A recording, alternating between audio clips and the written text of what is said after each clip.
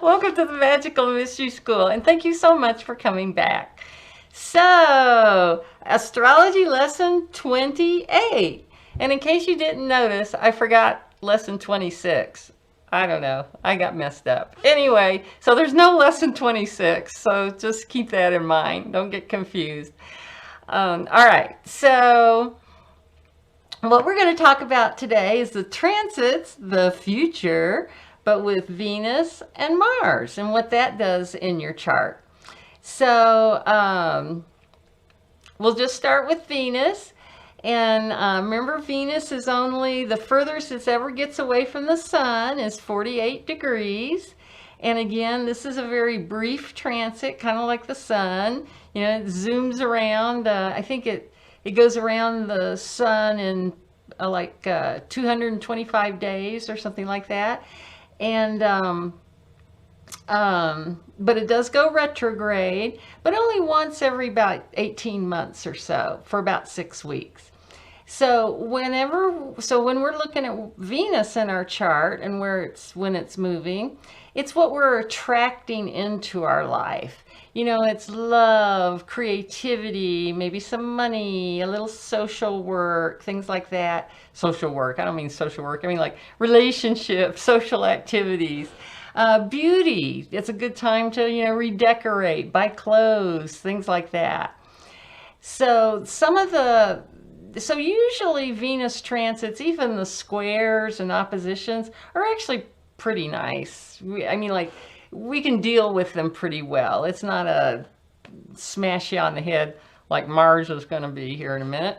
Now, the negatives with a Venus transit is it can make you a little self-indulgent and maybe like, yeah, maybe I can have just one more piece, you know, bowl of ice cream, or maybe I don't really need to go to the club today. So, or maybe I should buy that really nice pair of shoes or outfit or something, you know, get a little luxuriousness going on in your life. So if you feel like staying home and watching TV on the day that Venus is aspecting something in your chart, that's fine. Just go with it. And again, it's such a brief transit. It's kind of like what we were talking about with Mercury. Pretty much the day it's happening, maybe the day before and the day after. But, you know, we're not talking about big long-term transits like we will be at some point. And again, like Mercury, you're going to want to look and see, are you a Venusian person? Do you have, is your ruler Venus? Now, your ruler would be the Venus ruling the sign of your ascendant. So that would be Taurus or Libra. Venus rules both of those. Is it a highly elevated planet in your chart? Is it aspecting, like, is it conjunct your sun or something like that? Conjunct any planet, really. How important is Venus in your chart? So kind of look for that too. And there is going to be a Venus return, and that's going to happen about once a year. And again, not, you know, solar returns usually happen within a few days of your birthday. This will probably happen within a month or so of your birthday. And it's a good time, you know, you can look at that Venus return chart and look and kind of see how maybe your relationships are going to go over the next year or so or something like that. And your money, possibly. Now, the retrogrades, same kind of rules with the Mercury. Be sure you're aware of where it is happening in your chart, because that is going to make that transit longer, and that planet is going to slow down and stop. So remember, the slower the planet's moving, the more powerful it is. And again, you want to be aware, like, is Venus crossing your ascendant, your descendant, midheaven, nadir, that type of thing. So during that time that Venus is retrograde, you just want to kind of slow down a little bit. If you do meet that perfect person that you fall in love with, just kind of go slow a little bit, because once that Venus goes direct and starts speeding up and moving off, you may take your rose-colored glasses off and go, what did I see in that person anyway? I don't quite remember, you know, something like that. So do be aware of where it's going, and when it is retrograde, just kind of slow down. The same thing with buying things. You might want to just, you know, that beautiful rug that you thought was going to look fabulous in your living room, and if it costs, you know, $1,000 or something, you know, or more, you might want to kind of slow down on that and wait till that Venus goes direct again.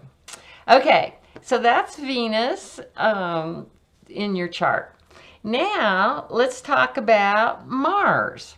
Now Mars, now we're going outside of the Earth orbit, and it takes 2 years for Mars to go all the way around your chart.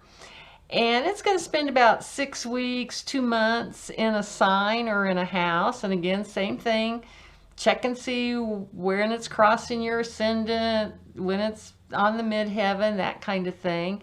And it is going to go retrograde about every 2 years. So, you know, the same thing, you're going to want to make sure you know where that's happening in your chart, because that Mars is going to say it's going to conjunct your sun. Okay, so, but it's going to do that 3 times, once direct, once on the retrograde, and then a 3rd time on the final direct. So do be aware of where that is. And the same with Mars return.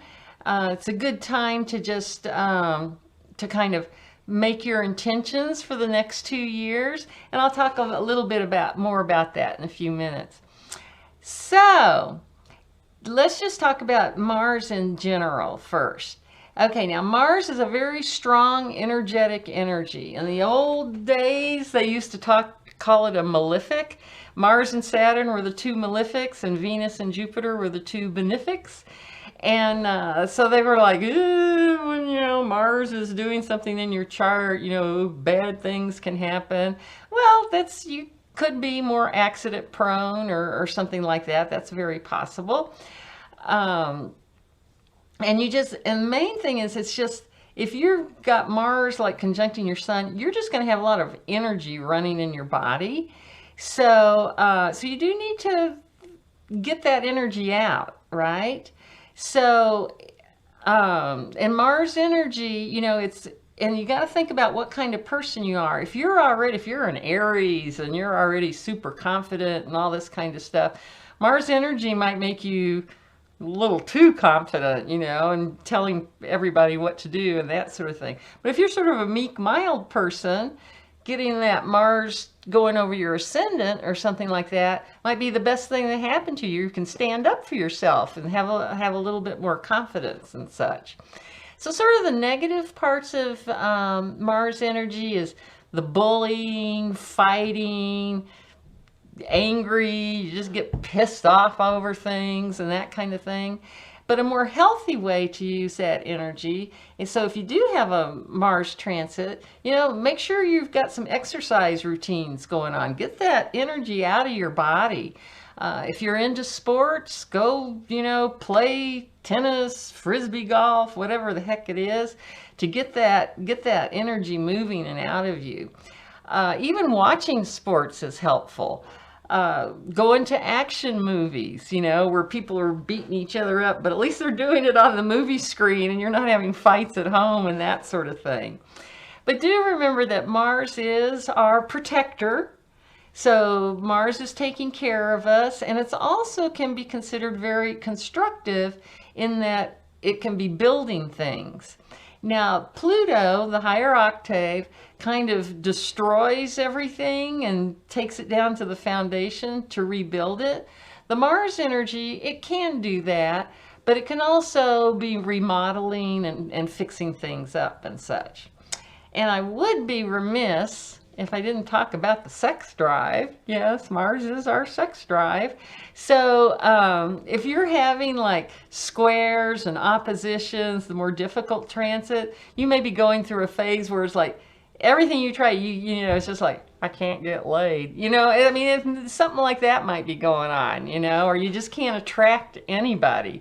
Nobody's looking at you, right? Whereas if you've got a trine or a sextile, like especially like with Venus or something like that, you may very well find that you're pretty magnetic and attracting those of the opposite sex into your orbit. Okay, so now let's just finish up with mentioning the Mars retrograde again. Oops, we're gonna get a long one here at 6 o'clock. So I'll just keep talking though. But just like I was mentioning with Mercury and Venus, you want to be sure where Mars is on in your chart. Is it going over the ascendant? You know, that kind of thing. And again, with that retrograde, 3, 4, 5, 6. It's 6 o'clock. Okay. Like I'll never forget. I must have missed one in there. One time when Mars was retrograde, and when it goes retrograde, it stays in the same sign or the same place in your chart, literally for months, like 4, 5, 6 months, right? And one time Mars was going retrograde in Cancer, right on my 4th house cusp. I thought it would never leave. It seemed like every time I turned around, I was having to do something else to fix up my house, to work on my house. So just be aware of that. And also, you know, with the Mercury retrograde, and then with the Mercury return, something you really might want to think about, because remember those return times are, not only is it a good time to just kind of glance at what's going to happen in the future, but really start planning your future, manifesting your future. And Mars is a good manifester, that's for sure. So think about, you know, if you've got a mutable Mars sign natally, hopefully that means something to you now, you can look ahead and see, oh, well, Mars is in, remember, all the mutable signs all square each other, so that you're going to have Mars squaring your natal Mars, Mars opposing, and then Mars squaring again at these different times, and you can start planning for that and making intentions. Now, I actually, for many years, and it was very helpful to me, I had what I called my Mars journal. It was just a really small little paperback thing, and I would, at the Mars return, all I would do is just kind of, you know, kind of generally put down what I was doing or what was happening, you know, simple, just a few paragraph lines, that kind of thing. And then at the square, and then the opposition, the square again, I would do the same thing, just to kind of see what my cycle was, because it's all gonna, you know, it's gonna start, you're gonna start seeing repeating patterns. And that's when you can start taking those repeating patterns and moving them up in the world, going to a higher plane, basically. So I would consider doing a Mars journal as kind of a fun thing to do. Okay. Now I'm doing pretty good. I just want to mention, I held up this book at the beginning, and this was kind of this is sort of an interesting book, because she also not only does the main primary aspects, but she also does the semi-square and the sesqui-square. And there's not a whole lot of authors that do that, so I kind of wanted to mention that about this book. And you'll see how she lines them up. She'll do conjunction first, opposition second, square third, then she'll go into the trine, sextile, and then the semi-square and the sesqui-square. Now I also wanted to, now this is a fella, I mentioned his name, but I wanted to write it down. You can YouTube him. He does a terrific monthly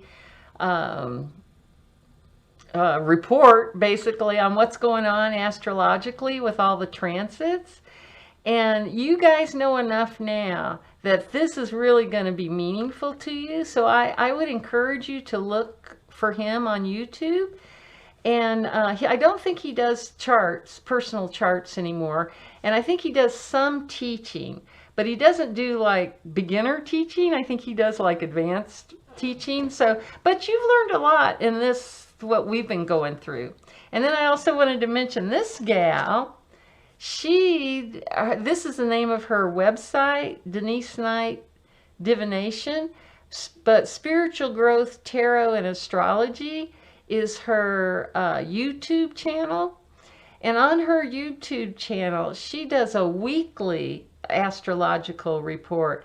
And again, that's a lesson all on its own. I would really encourage you guys to glance at that. And at least, you know, like this, guys, I listen to it, and then all throughout the month I'll pop back and look at it for a couple of days here and there and get up to speed.